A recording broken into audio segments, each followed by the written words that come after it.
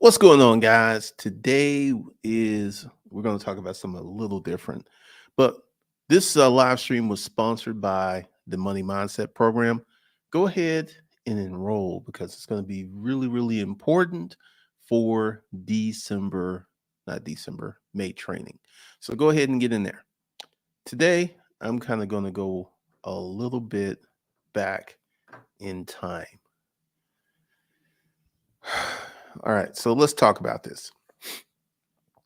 Yesterday, I sold two cars this month.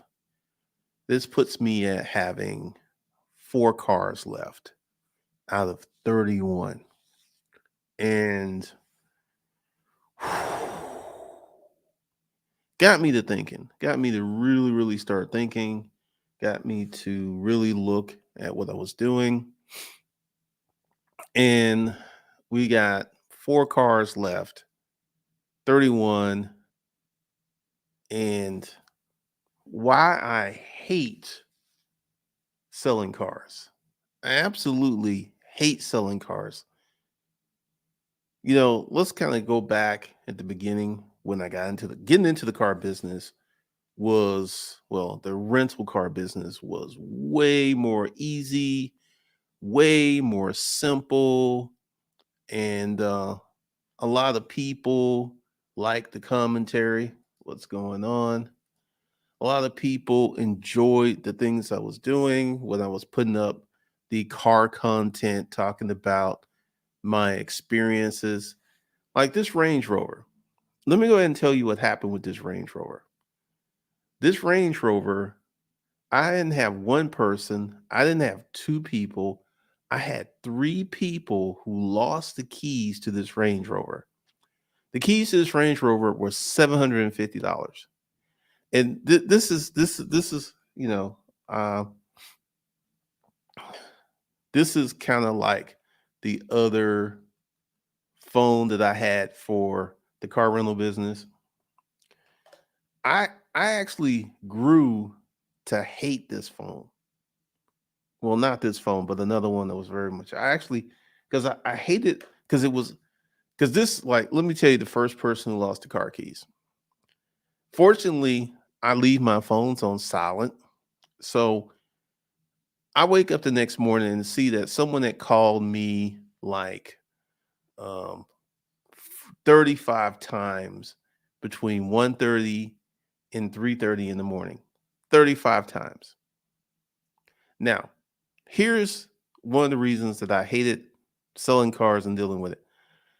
This person who called me 30 something times in the middle of the night, guess what? I don't have an additional key because that was pretty much what I think they were looking for. They were in the club, drinking, messing around. They lost the key. And the next morning I called him. I was like, "What do you mean you lost the key?" He said, "Yeah, man, I lost the key. You got an extra one?" I was like, "Those keys are like $750, man. What do you mean an extra one?" So he goes ahead. He finds someone to get him a key. This point, I'm getting called again. The guy's like, "All right, I'm finished making the key. I need to be paid." I'm like, and I wish I had followed my initiative with that because I was going to go get the key, and the guy who fixed the key was like, "Hey, I gotta go. I gotta go." I still have PTSD from the car rental business when my phone rings at night. man, man. And I just went ahead and paid it. And then this person actually kept this Range Rover, kept it, didn't pay me, had an attitude until I called the police. I called the police to report the car was stolen. The police officer called him and he got on the phone and he was very aggressive and stuff. He's like, "I got your money." I was like, "No, you don't, because you would have paid me if you had the money, right?" So I get my Range Rover back that day, and the police officer said, "Look, you need to bring the car back, or a warrant for your arrest will be issued out later on the day." So he brings the car back. Then I rent it out again to another guy. He has it about 2 weeks. He loses the key, calls me, and I'm like, I'm just coming to get it because stick with me, stick with me. If they can't keep up with the key, so this time I actually go get the car, have another locksmith meet me at the car, and I just drive it back. Then I run out of the car. And this happened the first guy, the second guy, and the third. The three runners in a row all lose the key. All lose the key to this Range Rover, right? Then I'm going to tell you the story of this Range Rover. I rented it to a woman who calls me at 12:30 at night saying she's got a problem with the car and she left it at Town Center Mall. I go up to Town Center Mall. I don't see the car. So we go back and forth, back and forth. She said, well, they towed it. I was like, who did you call to tow the car? Well, they just towed it. I was like, no, they didn't just tow it. They didn't just show up and tow the car. Someone had to call the tow yard for them to show up. And we went round and round, and then I just reported the car as stolen because this is one of the things. Because when you're dealing with these people, let's see.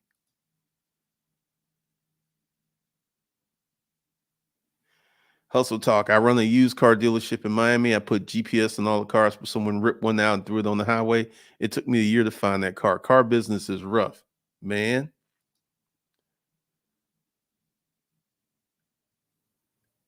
That's funny.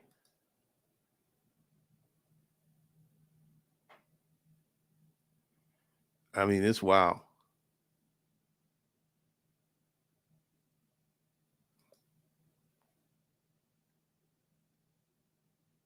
Man, it was crazy what was happening. So I read this same Range Rover, right? Rented out to this lady, and then I get to the point where I report that the car was stolen, and this actually had a really good outcome. Couldn't find the car. The insurance company paid up. The insurance company actually paid me more money for the car than I paid for it, and they had me send them the title. Now, this is where it gets rent. About 7 months after I had sent in the title, I got a check, cashed a check, went on with my life. I get this letter in the mail. I get this letter saying that my car was found on the it was found on the road and it got towed, and I needed to come get it or they're going to sell it at auction. I just ignored that because number one, I didn't have a title. So I no longer own the car. Number two, I had been paid. So I just kept going. And I don't know where that car is today. I have no clue. But this was the most problem ridden car that I had. And one of the things that I have learned is, and this is what facilitated my whole talking points about hire car and how it was a bad business was the audience, the people who rented the cars were not in a really good position.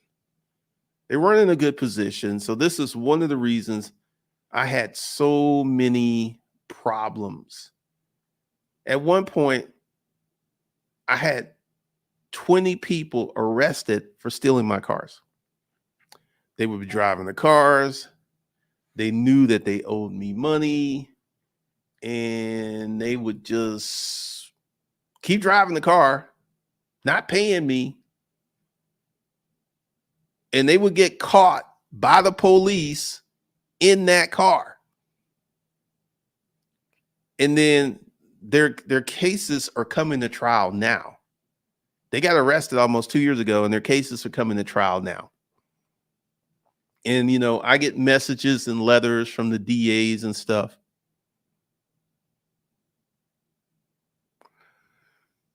It's just like the audience, and this is something you should look at if you're starting a business. The audience is the driving factor for everything.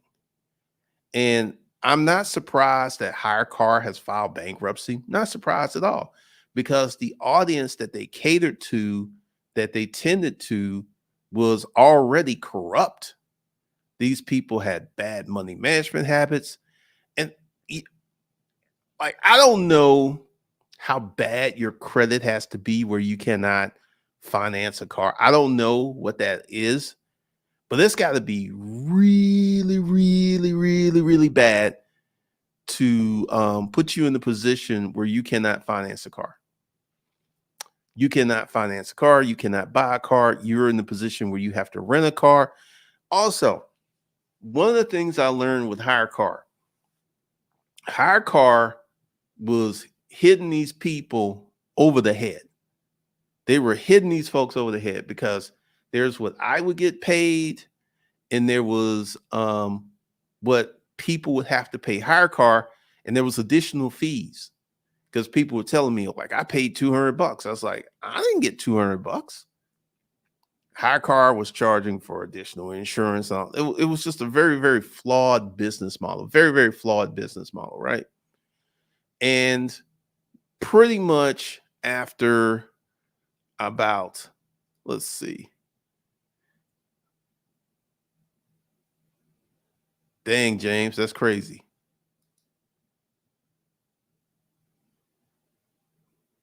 Your audience is everything, man. Audience is everything.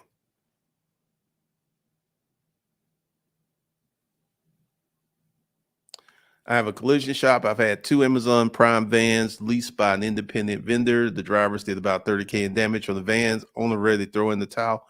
Man, not surprised, because here's the thing, and I'm about to say something that's going to come across as disrespectful, but I was watching a car channel video, and the guy was going through, he's like, all those cars over there are repos.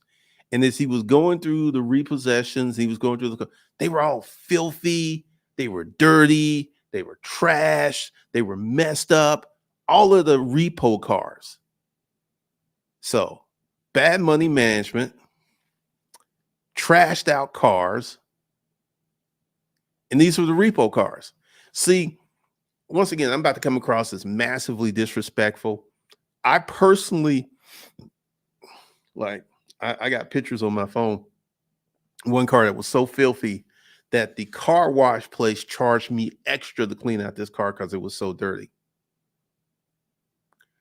And I feel that the people who cannot manage their money, the people who cannot do certain things correctly, also are dirty people. They're just dirty.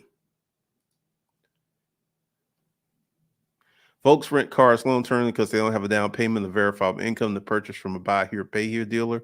Like I said, it's got to be really, really bad, man. It's got to be bad. I saw a video yesterday of a guy who rented out a car and sold it to someone. That happens quite a bit. 20 people. Can you imagine all of miniature in jail? Hey, man, what are you here for? Mac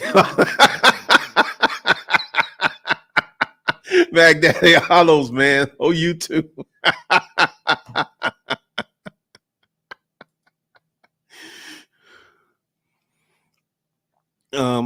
We'll be talking about that a little later. I'm in here for Mac Daddy Hollows.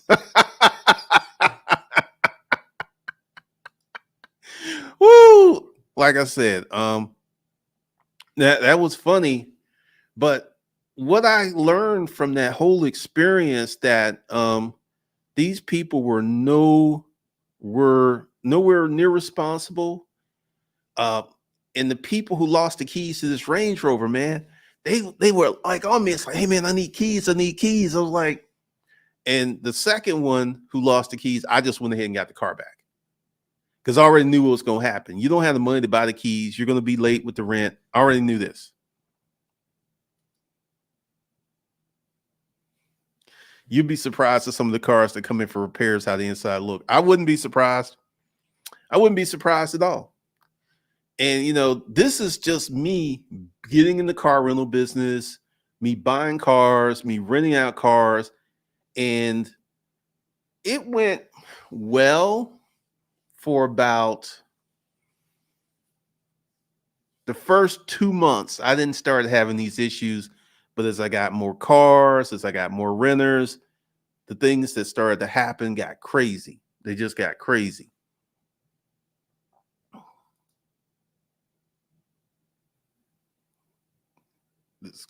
This is crazy. Yep, the audience was straight demo people. I remember the video showed the BMW had all the beach sand. Oh yeah, that was the one. That was the dirtiest. Because once again, these people, man, I feel. No, I don't feel. I know there's a direct relationship between cleanliness, managing your life, and money.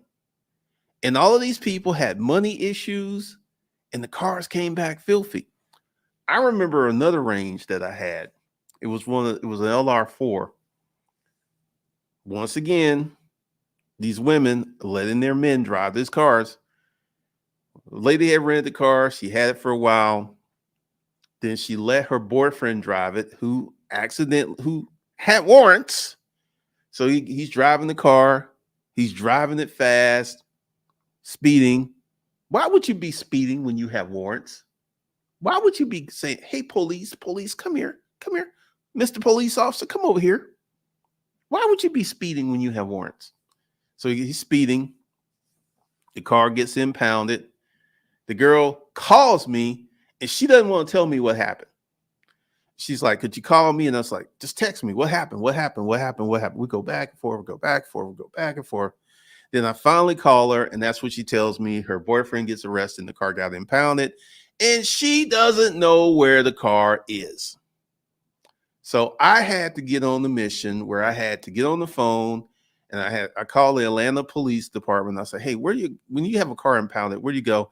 And the nice lady answered. She said, "Oh, they'll usually go here." So I go this tow yard. Well, I call them and they had the car, and I go get it, pull the car out. Now this is something that's funny. The girl never was late with the rent. She always paid, and the car was clean. The car had no issues. The car was fine. The car was clean. So I really believe there's a direct correlation between cash flow and health and cleanliness, because some of those cars I got back were so trashed, were so filthy. I mean, it was crazy. Wow. Which caused you more, the people who were the car rental people? The only other thing about it was the car rental people were more aggravating.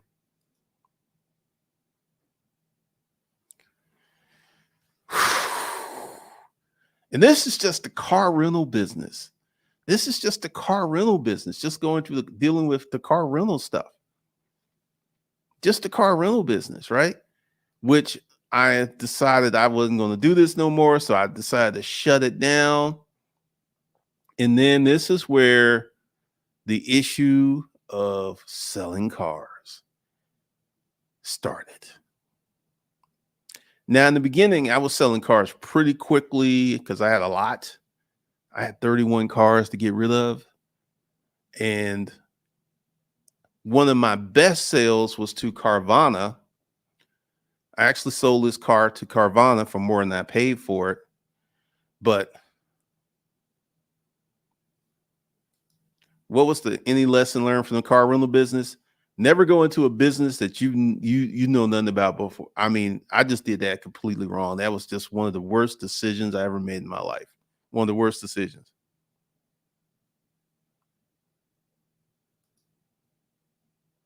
I shut it down. That's what happened to the rental car business. Um, I shut it down. So this one gets to selling cars. Now, in the beginning, it was good. I sold a wrecked BMW for $4,000, and this is kind of parse because at one point I had 12 wrecked cars. 12 wrecked cars. It took me about 7 months to clean all that up. 7 months to clean all that up. Started to clean all that up. I started to get rid of them. It took me the longest time to clean out the parking lot. Um, at one point, I had 12 cars, wrecked cars in the parking lot. 12 wrecked cars. Some were totaled. And, I only had 31 cars and I had 12 wrecked cars. That was 35% of my fleet. And I just started to go, what else is going on here?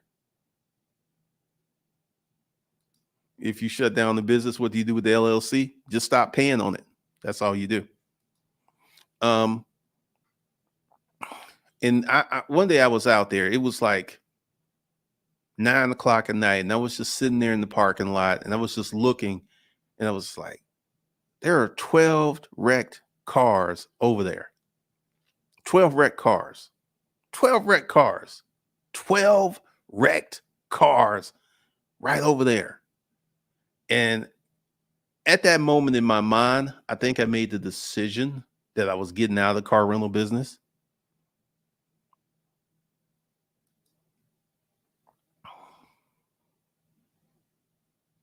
It's the stories from Uncle G that set up me to find the least customer intensive businesses I can find because I want nothing. Well, this business, let's go ahead and talk about that. This business was because of the audience, the customers. This business, like Toro doesn't have business this bad. It was because of the customer base. It was the customer base that caused all these issues, that caused all these problems, that caused everything.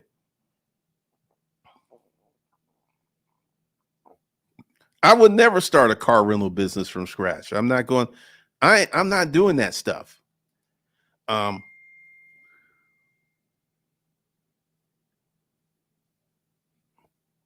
I am not going back in the car business. I love when people ask me those questions. If you were going to do that business again, how would you do it differently? I'm not doing the car rental business again. The car rental business is a complete and utter nightmare. And Toro may be better, but and I'm starting to see a lot of these Toro hosts who, before I put up my Kill Switch Chronicles, who never talked about these bad things. Their cars are getting stolen. Their cars are getting wrecked. All this stuff is starting. Now they're saying, oh yeah, this is happening. This is happening. I had a complete car that was completely wrecked, that was blown out. I'm like, oh, now this is happening. It was always happening. It was always happening.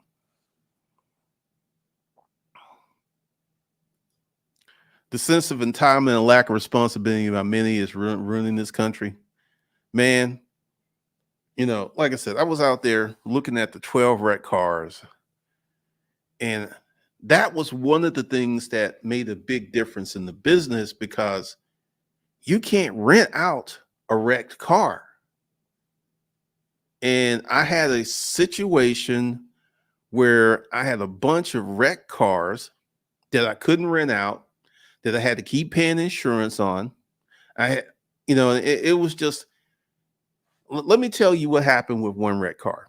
It was a Toyota Corolla, got hit by an Amazon driver. They completely totaled it out. And, with the insurance, I started to make out better with the insurance claims because I was getting more money from the insurance company than what I paid for the car. So, except for the ones that were, so I started to make out make out better with the insurance company claims than I did just doing that. So the business was really, really depressing. At least you had a commercial space to hold the wrecked cars. I had to keep the total cars at my house until insurance handled it. It sucks seeing every day. Had to put tarps over them. Man, I'm telling you, because I think you guys, James, you understand because you were doing it, you were in it. But I don't think you guys understand how devastating this business was, because from the phone to the clients were jacked up, the customers were jacked up, the customers were a complete mess. That is one of the worst customer bases I've ever dealt with in any business I've ever had in my life. Worst customer base ever. And you know what their crime was? They were poor. That was it. They were poor. They were poor. That was it. So one of the things that I'm getting to do, are you planning on starting any new business ventures soon? I'll have to think about that, because another thing that happened to me is it took me months to decompress. It took me months to feel better. It took me months to get, like, I can look at this phone and not shake. I can look at this phone and not be mentally paralyzed. That's how bad it was. And one of the things that happened was, let's see,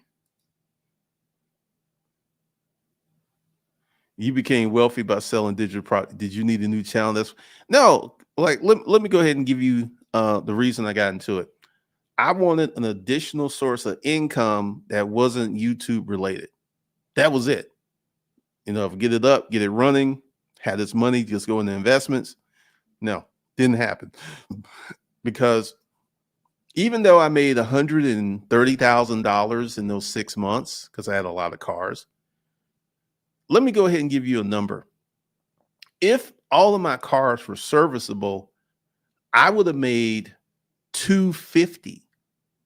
So these wrecked cars, let me give you an example of the customer base I was dealing with. I had a guy who had false teeth. He left his false teeth in the car. I saw him and he called me. He said, "Did I leave my false teeth in the car?" That should give you evidence of the customer base that I was dealing with. That should give you evidence.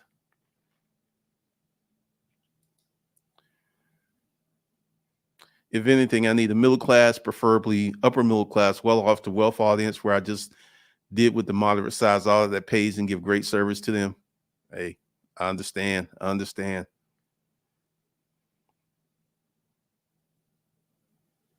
remember you saying that you seen you roll up in the Porsche to sign the renters out, contribute while they thought they could take the hit on you having your car stolen. Well, that was one of the issues. But once again, these people were poor. They were really, really poor. And this is the biggest contributor to their behavior. Because I was just sitting there, like, one of the cars I found out, because one girl I had arrested because I called her. I said, "Hey, bring the car back. You're not paying." And I filed a police report. And 2 days later, she got arrested. And I took her picture and I created a flyer. I was like, "Don't get arrested." And I put this language like, "If you have the car, you can no longer pay for it.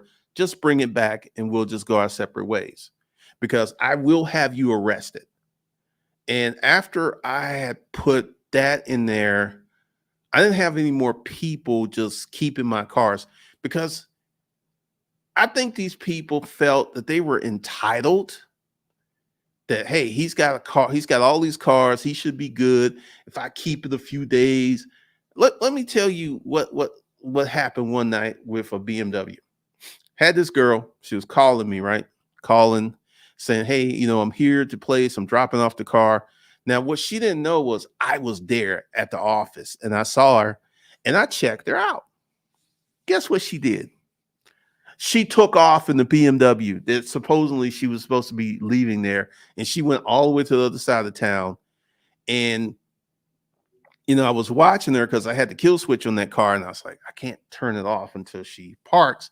And she went all the way to the other side of town. I mean, she went down. If you're in Atlanta, you know that going down 75 She went all the way down there and met someone and did something. Then she brought the car back, and I started sending her like, look, I'm getting ready to call the police because I'm here in the office. I was going to expect the car. The car is not here. Where are you? And she did not respond. She did not get back to me. And then after she comes back, because I must have scared her because she did not park the car where she parked it the first time. She parked it in front of building 2, and I found it and I just drove it back. And I was like, man, what is up with these people? What is up with these people? And that was just another thing that happened in the car rental business.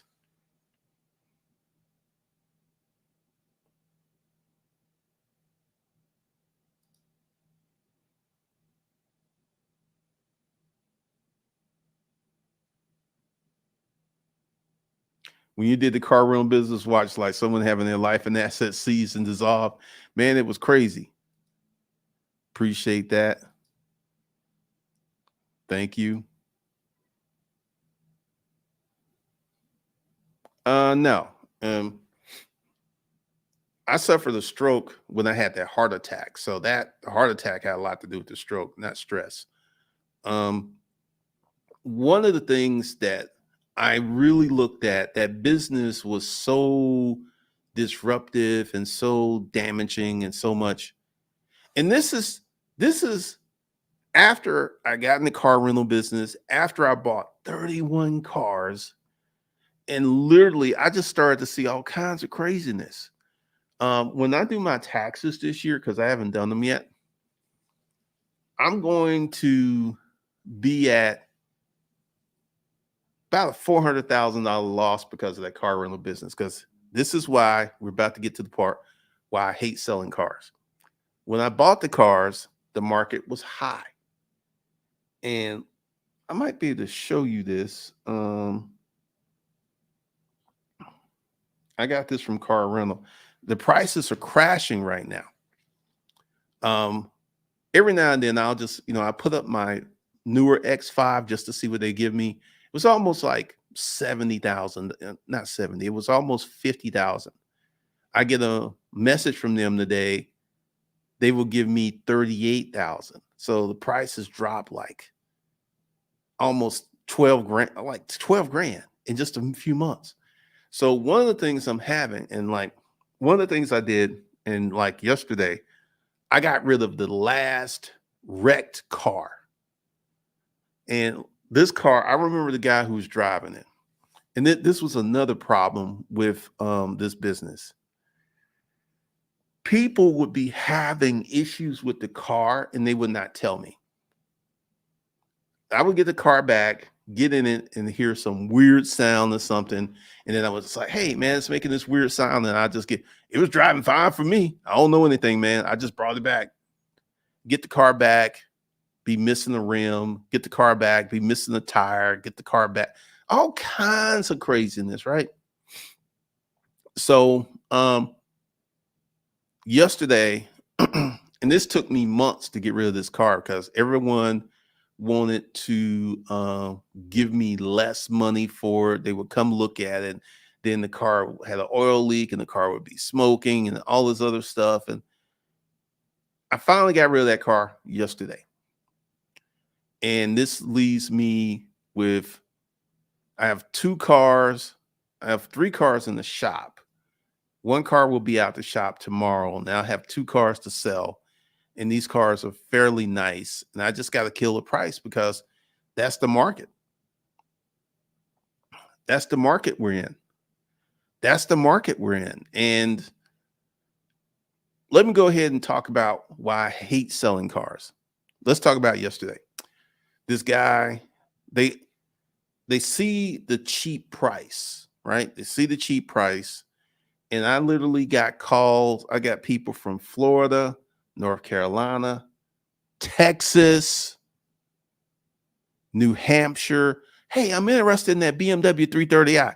Now, the ad said, matter of fact, I took that ad down. I deleted it. But in the ad, it said the car needs work and it has to be towed.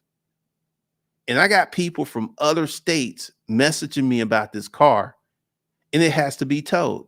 They're not going to pay to have this car towed to another state. They're not going to pay. They're just not. So one of the things I realized is a lot of people will look at an online ad, but they won't read it. They won't read it. It's just the craziest things. They will not read it. They will not pay attention to it. They will look at the ad and then message me, or once again, and this is a car that I have. I have a BMW 335D, and it's been deleted. And I would have people asking me what kind of tune it has, what kind of downpipe it has, and all this other stuff that I simply don't know. And I was like, look, man, I had the car a year and a half. I don't know all that other stuff. You can come check it out. And this is one of the reasons I hate selling cars. People will ask you a million and one questions. They will ask you for additional pictures. They will ask you for pictures of the seats. They would ask for a video of the car running, right? And they would ask all of this stuff, consistently ask all of this stuff, videos of the car running, um, and not show up to look at the car. Now, this is where I'm getting ready. I use Chat GPT to write the two last ads, and the ads look better because, once again, this whole car rental thing left me in such a negative state that bled over to my ads. And I had a thought. I was like, okay, could the reason that you be getting all this crazy stuff is because your ads has negative content, negative overviews? So I used Chat GPT to write the ads, and it did a really good job. So going forward, when I get these other two cars out the shop, I'm going to use Chat GPT to write the ads. And essentially, I haven't done it today, but what I have found to be more reliable to get these things to move is I have to post the cars frequently. Now, what do I mean? Like, go to Craigslist, delete the car, and put the ad back up again as a new ad. That works much better than putting up an ad and letting it sit for 3 or 4 weeks. The longer it sits, the more people who's like, oh, they posted this 3 weeks ago, the car must be gone. So I got to do that at some point today. I got to do that to get some things going. I got to do that to set myself up for the future, to set myself up, because like I am down to 4 cars. You don't know how happy that makes me, because I remember when I was down to 20. That was 16 cars ago. And then I got to roll out these other cars. And once again, I'm just going to kill the price, and I'm just going to take it off my taxes, because, essentially, to sell a car, literally, I have to take out a lot of time in my day. I literally have to, like yesterday, the guy was supposed to come before I went, because I had a doctor's appointment yesterday. He was supposed to come for my doctor's appointment. Then he had some other stuff. Then he's like, he did not show up until 6 o'clock. And this is one of the things that I've learned. I don't have it, but I actually started taking my laptop with me because I can do work, and I was able to do some ads and change some stuff up and set some stuff up and do some things a little differently. So I've learned to make that work time to actually do work, get things done while I'm waiting on these people. Because one of the things that I consistently saw is, I don't care what time they tell you they're coming, they're always going to be late. They're always going to be late. They're always going to be late. And what I've done is I started to push this off to the weekends, because, my Mondays and Tuesdays are pretty busy because those are gym days. Wednesday, I kind of have a little bit of flexibility, and Thursday and Friday are gym days. And I just kind of push them off on the weekends. And I ask them deliberately, are you coming to buy? Because people's like, I want to come look at it. I don't want you to come look at it. I want you to come buy it. And if you're not in the framework of buying it, or you got to go to your credit union to get a loan, let me tell you about that. Had a guy, he came for the most expensive vehicle. And then he went to his credit union. His credit union would not finance the vehicle because the vehicle had over 100K. And that was a big, big issue because my nicer cars, I ended up selling to Carvana and CarMax.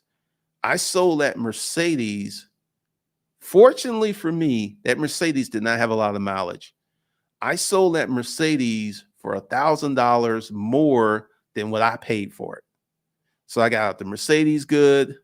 I actually sold my highest price car that I sold to an individual was the Porsche Cayenne, and that was 19,000. And I met him at the bank.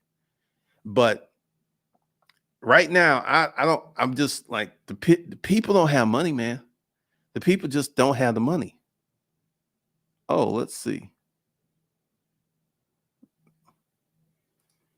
I will say watching what you went through the car rental business made me stop doing a rent car with Toro. That's crazy. Well, it was with hire car, it wasn't with Toro. Absolutely worst business model, worst business I've ever been in. If you listen to all the gurus selling courses, they would say Toro's the easiest business going. Pretty much, pretty much. Gig workers can be the worst customers. I financed cars to 6 of my previous high car rentals. 100% of them were either repossessed, told the car, or extremely late. How come I'm not surprised? I am not surprised at all. Not surprised at all. They would bring back the car. Oh, don't get me started. I don't know how many cars I had back because with the BMWs, it gives you an estimation. And literally, they will always bring back the cars on E or fumes. I had one car that literally, fortunately for me, there's a gas station that's maybe 2 miles away. And I was going to the gas station. I had to go up the hill and the car started shaking. The car started trembling. And I was like, what? I think I barely made it to that gas station. That's how they would bring these cars back. We only finance cars now to people who have a 9-to-5 job or self-employment. We do not sell to gig workers. If someone does gig worker during the loan, they were forced to pay a high car note. Man, that's crazy. That's crazy, man. That is crazy. But now I'm in the process of selling these cars, and I stopped renting cars in 2021. So in 2022, I moved, I sold two. I probably moved 22 cars in 2022. 22 cars in 2022. Then the rest of them out. And the stolen cars and the wrecked cars actually are looking like to be the better deals, the better situation. They trying to scam.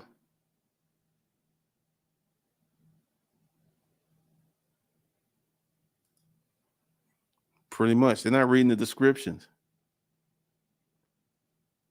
That's one of the things I thought about, man. Well, I feel I can sell them because I think I have, let's see, 10, 18. I got about $40,000 worth of cars left, so I'm just going to sell them. Facebook Marketplace is famous for non-readers and professional question askers. Selling cars is a nightmare.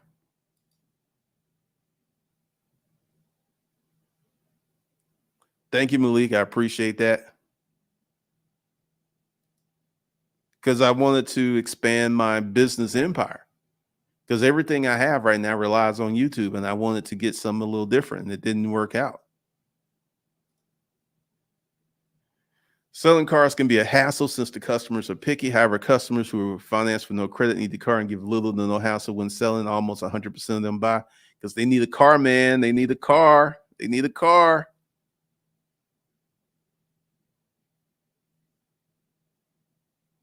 You see, like you said before, You're selling quality name brand clothes, great quality products, has awesome resale value to better customer base compared to the demo groups terrorizing the market. Man, sell them on eBay. Let me tell you what happened with eBay.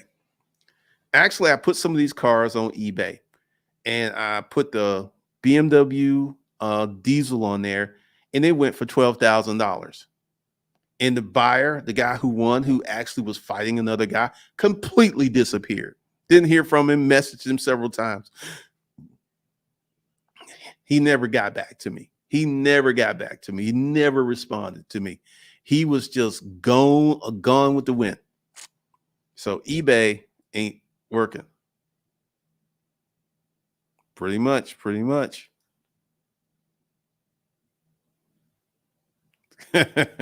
You pray your customers break stuff. Don't buy cheap. So now, after 2022, and we're almost halfway through to 2023, and now I'm down to 4 cars. 4. And I'm just going to bomb the price and get rid of them and just blow them out. But one of the things that I am seeing is selling cheap cars can be a nightmare. It can be an utter nightmare. It can be one of the worst things you could do in terms of selling stuff. It can be just a dangerous thing because I was selling the cars, I was putting them out. And since the car prices are dropping, everybody wants to seriously negotiate. I don't care. Like, I don't even entertain the people. Like, if I'm asking 15,000 and they send me an offer for 8, I don't even meet them. You know, if we're like, I'm asking 15 and you want to go down to 12, 13, that's something I can kind of work with. But if I'm asking 15 and you come in the door at 8, I'm not working with you. And that's one of the reasons that I've been dealing with this, because a lot of people will send me an offer and then they will come, because this is another thing too. Like, all right. And I started doing this. Like, you send me an offer and I accept your offer. That means you come get the car and load it up and just pay me. You don't get to send this lowball offer and then go around and do all of this maintenance and look and drive the car and all. You don't get to do all that. And I started doing that. And there's a lot of people with those lowball offers, they didn't want to come up because they wanted to do all that, shoot their lowball offer, then come in and do all of that incredibly time wasting crap. That's what they would do, right? And one of the things that I looked at, lowballing yardbirds, pretty much. Yeah, I'm done with cars. I'm done with buying cars, because this is one of the things. I bought some new cars that had issues.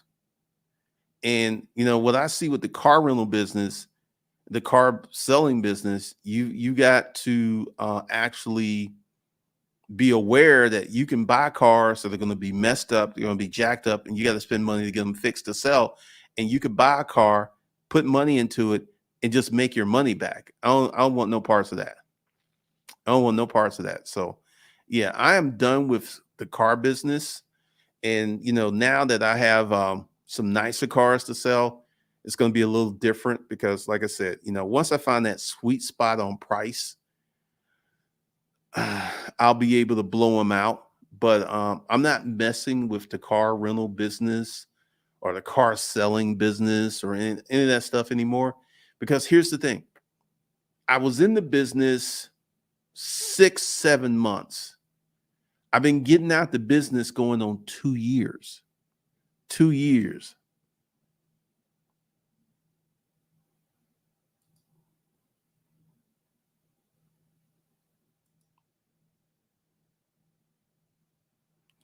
I got pre-approved for 10K in November and bought a Honda Fit for gig work in December. Congratulations. Because one of the things that I have learned from this whole car business, and from a business standpoint, it was good for me because I'll never do anything like this again. I will never do anything like this again because I feel that I too got seduced by the car rentals are the best things. Like there's a guy who's running YouTube ads. He's selling a course on how to get in the car rental business. And I will say, if you have a car rental business in the right location, you have a car rental business that you maybe Florida or California or somewhere where people get on the plane and go all the time, you could probably do all right. But it kind of depends. I don't really know a lot about Washington, D.C. Um, but one of the things that I consistently see in the car rental and the car buying, like I had to take the Porsche to Butler Tires, and I took it in there, and it was like because they're the only ones that had those 21-inch tires. Because everyone else they didn't have those tires, so I took it to Butler, and they were telling me that a guy who rents Lamborghinis and stuff, they said his cars are at Butler's Tire literally every week because people rent these cars, they don't know how to drive them, and they end up doing damage. They end up doing damage to these very expensive cars. And one of the things,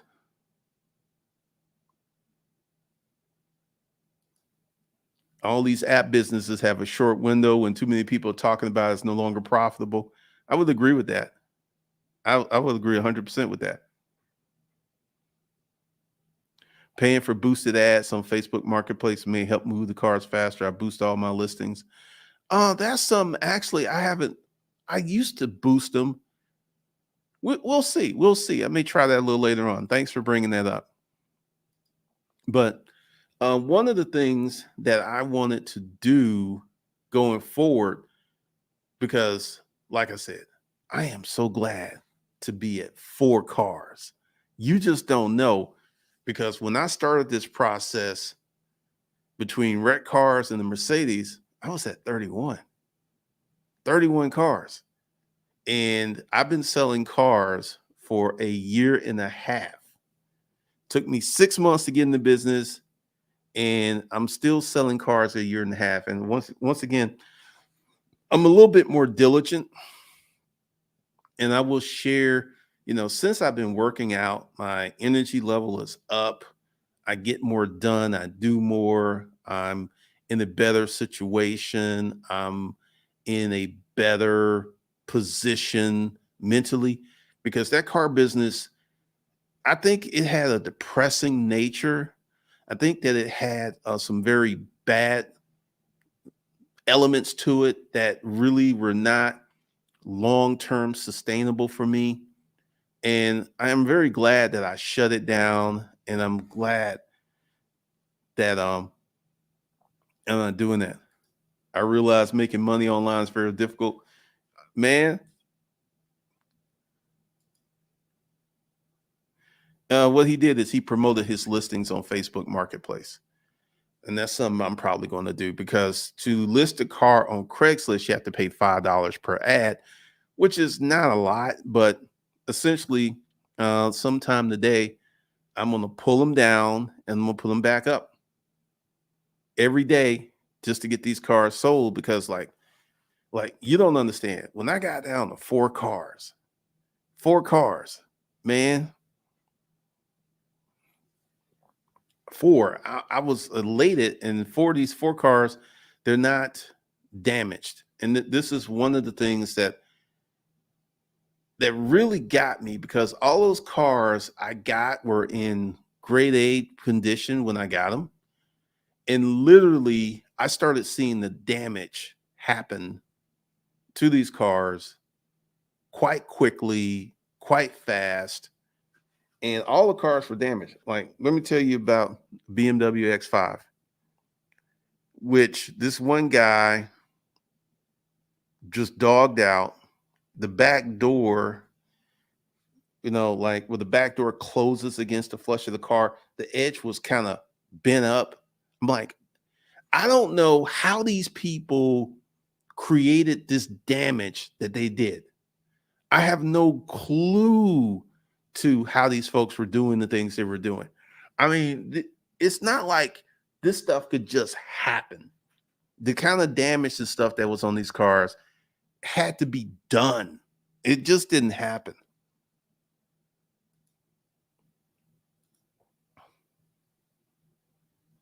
The dude in Vegas that is renting Czar has started a chain of chicken restaurants, pretty much. Yeah, you're right. It's a pain dealing with car repairs before selling. However, we're able to drastically mark up the prices on retail cars and buy here and pay here. Plus 26 to 28% interest helps. Hey, that's good business.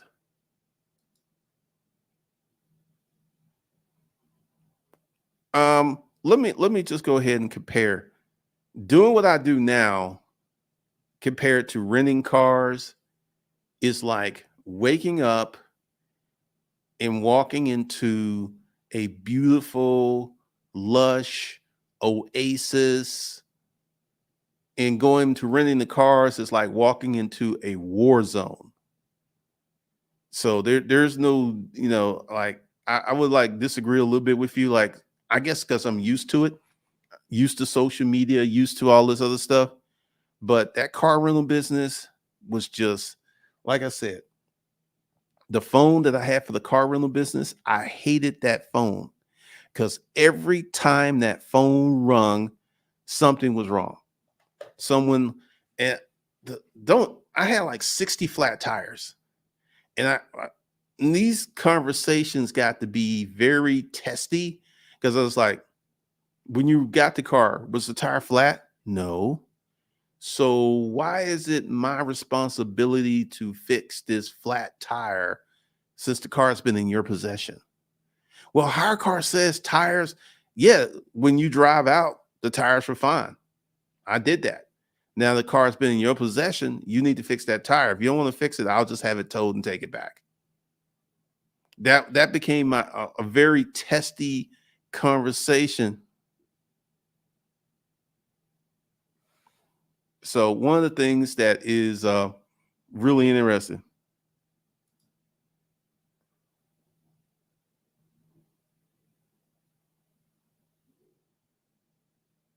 the exotic side is very different. Um, Whoever caught holding the bag, the odometers are cut off so the cars don't collect miles then sold. Most used exotics have this done. Yeah, I've seen it a lot. I'm gonna start selling again next month. I got a plan. The Toro game is over. Well, one of the things is I don't know anything about Toro, and that's why I be really curious. I express that this happened with hire car. That's why I always say hire car, because Toro, I had a Mercedes, I had a BMW, I had a Porsche. It really didn't go out that much on Toro. It really didn't go out until I started offering airport service. Then they started to go out. And even with Toro, let me tell you what happened with Toro. I had a girl who rented this BMW, went to the airport, picked her and her son up. She rented the BMW, and then she's supposed to leave. And I started getting these questions. Hey, can I leave the car at my mother's house? And her mother's house was like an hour away. And I was like, no, you can't leave it. So she took the car to the airport. And then it took me 45 minutes to find the car, walking around because I didn't know where she parked it. She gave very poor instructions. So for me personally, Toro wasn't that good.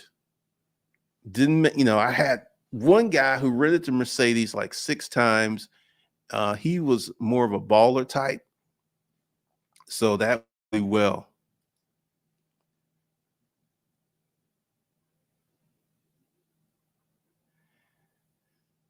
The odometer rollback. I've heard a lot about that.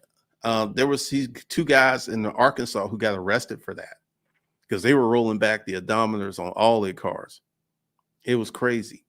But you know, um, let's talk about using Chat GPT. This gets a little crazy. Like I said, I'm in Chat GPT, Mid Journey, and some other stuff literally every day.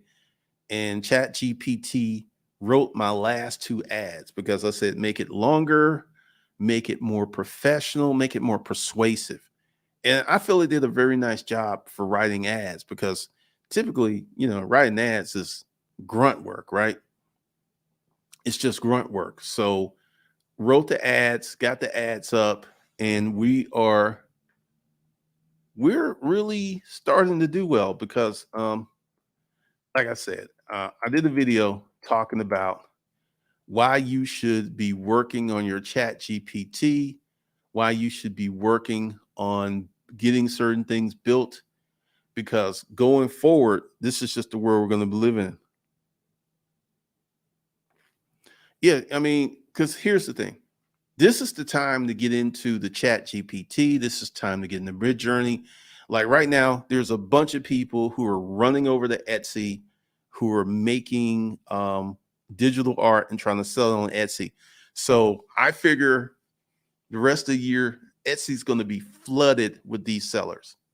There's going to be so much digital art on Etsy because these people are going to be flooded because there's so many people making videos talking about you can go to Mid Journey, you could create this professional artwork, you could put it up as a bundle, and you can sell it um, on Etsy. And I think that's going to be floored.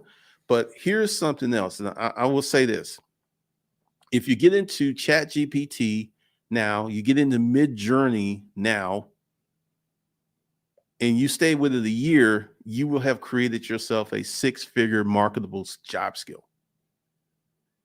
Uh, a lot of people says Chat GPT and Mid Journey are going to kill a lot of jobs. I'm not even thinking about that. I'm thinking about all the jobs that it's going to create. Right now, there's something that's called a digital prompt engineer. Pays 195,000 to 335,000 a year. A prompt engineer. I'm not going to do a Chat GPT course. I'm going to do something a little different. Just wait for it. Wait for it. I don't think I'm going to do a Chat GPT course unless I can, because this is one of the reasons I'm in here because it's brand new. Um, it's very interesting. I have use cases for it. And if I can figure out something that is going to have long-term use that's a little different, than because here's the thing. Um, let me show you.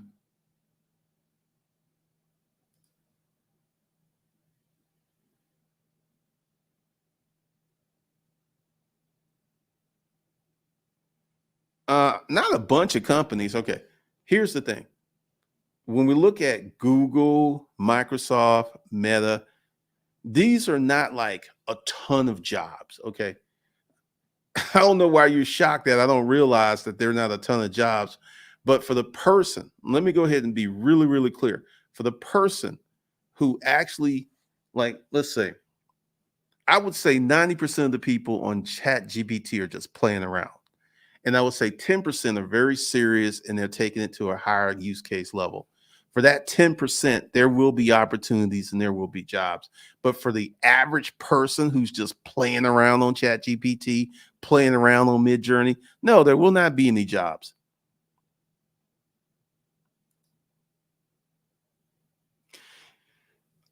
There will be courses, but once again, these will be specialized courses and they'd be really, really, they're not going to be at that risk of sounding aggressive. They're not going to be for the normal people, man. They're not going to be for the normal people. This is the whole thing that I keep saying with ChatGPT and using Midjourney, because essentially right now I am just playing around with it. Because once again, I'm not going to be spending like 8 hours in Midjourney making digital art. I'm not doing that. Every day I go to Chat GPT and that's like, how can I use this? How can it make my life better? And I go to Mid Journey. And once I go ahead and develop some interesting prompts and get some other case study stuff out of this at that point. But right now, I'm still in the learning phase. I'm still learning how to use it. I'm still learning how to code. I'm still, There's so much that goes into it, and this is one of the things I keep saying. With building a business, you're going to go through the same process, and a lot of people don't want to do that. A lot of people don't want to do that. They don't want to set up the stuff. They don't want to go through the digital process. They don't want to do any of that stuff, right?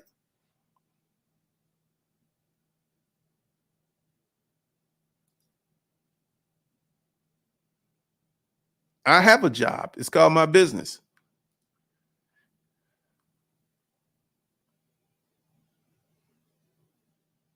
ChatGPT has increased my ability to learn new program. Yeah, like I keep telling people, get into ChatGPT, get into Midjourney, get into the AI stuff, because the same thing that happened when Bitcoin came out, like I really wish I had bought more Bitcoin when I bought my Bitcoin. I wish I had bought like a lot more.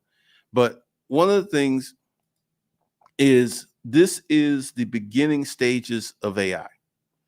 And if you get into the beginning stages and you keep studying, and you keep doing these things, you're going to create yourself some marketable skill sets. If you're serious. Now, once again, if you're just kind of playing around with Chat GPT, no, you're not going to develop a marketable skill set. It's not happening. But if you're serious and you're trying to do some use case studies and you're listening and you're doing that, yes, you will develop marketable skill sets. You will develop things that will liberate you and set you up for the next move. Once again, you're going to have a lot more stuff that's going on. But, using ChatGPT to write the ads was kind of fun. It was kind of fun. Let's see. Uh let me show you.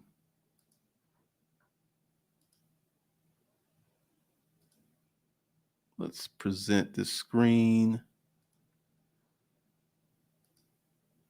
All right.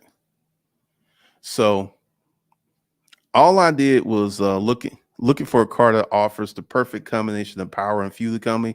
Look no further than this amazing ride. I mean, it just, because one of the things I didn't do was I didn't say write me an ad. I took an ad that I already wrote and I said make this ad much better and make it longer, and it did that. And I'm beginning to find more use case studies, more ways to use this, more ways to set it up, and just writing um, the description was one of those uses, because um, when I get in,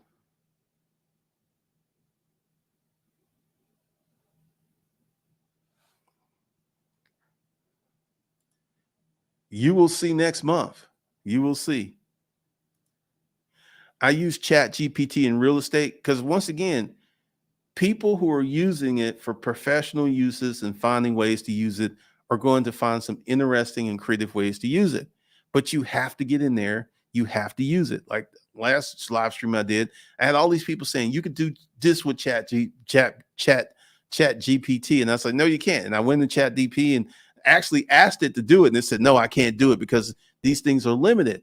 And once again, we have a lot of people who are just playing around, but you don't have people who are really,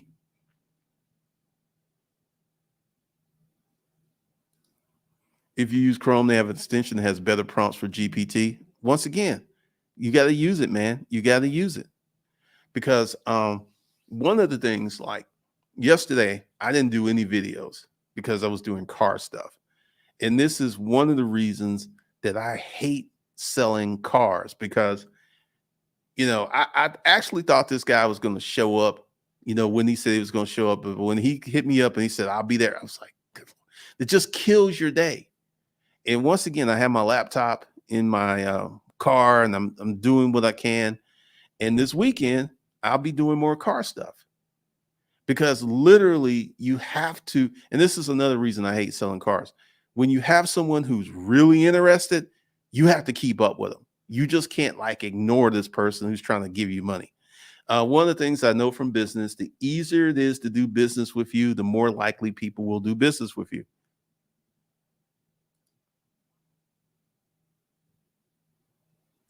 You're giving it a persona. Okay. sign up is unavailable. Like my chat GPT, I spend the $20 because I'm using chat GPT 4. And for mid journey, I spent the $8 because you couldn't sign up for free. So yeah. But once again, I'm in there, I'm using these things. And this time, let's say by December, I'm going to have a very different conversation about artificial intelligence because at that point, let's see, May, June, July, August, September, October, November, 8 months. I'm going to have a very different mindset, a very different philosophy on this stuff. So, one of the things that we're getting into,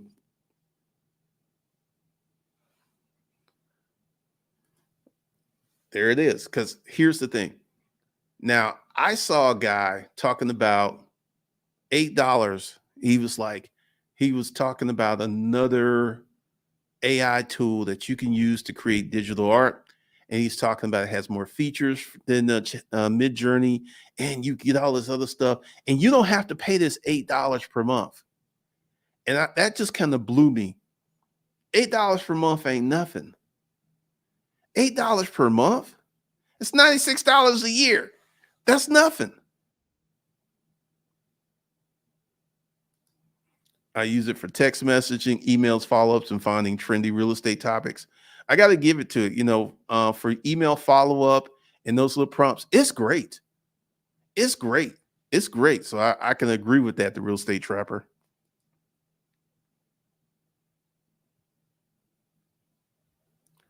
Uh, COVID is over. Views went through the roof when COVID was happening, but now, it's back to regular YouTube. But once again, I don't look at overall views. I look at my consistent views. I look at people who come to me who are more consistent. So that's what I look at, because overall views, that doesn't get you a lot in terms of money and building and creating and doing stuff. It doesn't. So once again, we will see that. It's annoying when customers show up late for test drives. To help with this, I tell the customers to message or call me when they're about 15 to 20 minutes away. At that point, I drive to meet them. I started doing that. I was like, let me know when you're on your way, because because the car is at my office and I only live 15 minutes from my office. And that's one of the things I started to do. But here's the thing, because the cars I had to deal with been sitting so long, I had to recharge them up. And fortunately, the car that I charged up yesterday, it only took 30 minutes to charge it up. And then what I'm going to do to move these last 4 cars out is once a week, I'm going to go by and drive each car for an hour. I'm going to drive each car for 30 minutes, then sit, and I'm going to do that once a week. So I always know what's going on with the cars.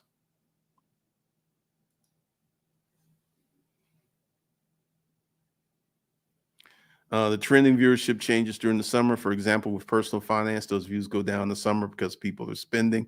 I can agree with that. People are spending because you know this may be a little different, but we may not have a recession this year.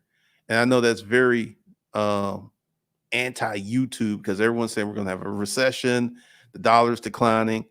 And, I said this 2 years ago. I said that interest rates could get up to 10% and people would still be buying homes. And right now, we have people in certain markets having bidding wars right now, and interest rates has gone up. In the winter, when they're broke, personal finance goes up because they want to figure out how to make more money and pay off summer debts. That's funny. That's hilarious. But right now, there's so many things that are going on. There are so many things that are building. And I just wanted to do this because I'm excited to only be down to 4 cars from 31. That has been a long, arduous road getting rid of those cars. And I got some other stuff that I'm getting ready to do to help speed this up, because it's my intention to sell one more car this weekend. And I got to have the right ads because, this is something I learned from all my years on being the Craigslist is the right ads can make a huge, huge difference. And I got to come up with the right pricing. Once again, man, making on money online. A business is a business. Probably toward the end of the month because it's the 20th. And I was like, the whole thing is I am working on, let me see where we are with this. We are at,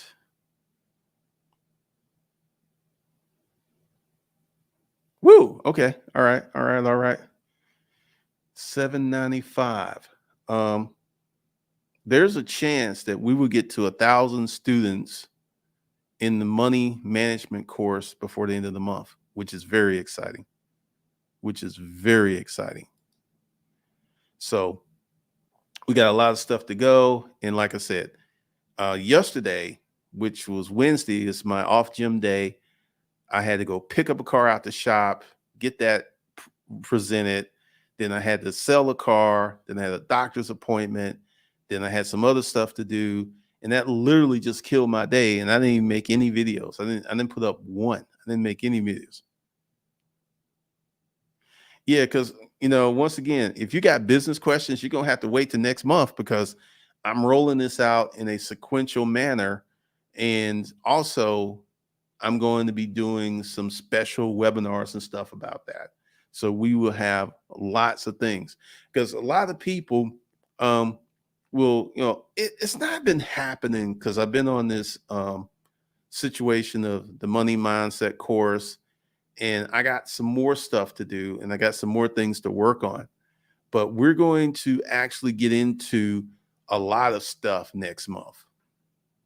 A lot of stuff. And there's a reason that I'm doing it next month and versus this month because I got a goal. If I can get 1,000 students in the money minds and 1,000 students in the money course in 1 month, that's going to be awesome.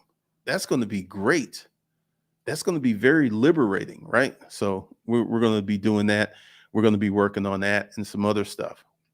But there's a lot of things to be done, a lot of things we got to work on. But I am so glad to be 4 cars away from being out of the car rental business. I am so glad. You guys have no clue because when I sold the other car yesterday, and I was like, okay, we got 4 cars left. 4. And this weekend, like I said, I'm going to try to sell another car this weekend. Just get it out, get it done with, get it moved out. And then we'll be down to 3. And then I got another car. I'm like, if I can sell 4 cars this month, they'll put me down to 2 cars. 2. And there's other things that I can begin to work on and other things I can do because one of the things is the car business is it can be time consuming because like once again all my business skills tell me that when you got someone who's really interested, their communication, because typically their communication will go flat, like you'll hit them up and message them and they still stop communicating. That's just they ain't going nowhere. But if you keep them in the communication gap and you keep them working on certain things and you keep them doing certain things, you got to stick with them because they're also out there looking at other cars.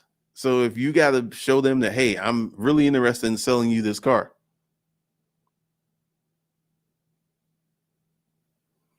Um, for weeks, my motivation went away because of the car rental business. As James Anderson said, PSTD, it leaves a toll on you.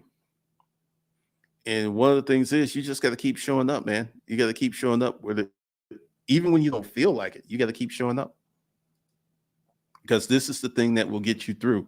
This is the thing that will liberate you. This is the thing that will present for you. So we will be getting into a lot more stuff next month. I just wanted to talk about this because I was almost going to do this last night, but He picked up the car at 6:30. I got home at 7. And I was just like, let's just leave this for tomorrow. Let's leave this for tomorrow and go ahead and work on the other stuff that we need to work on. Because one of the things we're going to do, and like, I'm really excited. And let me tell you about this.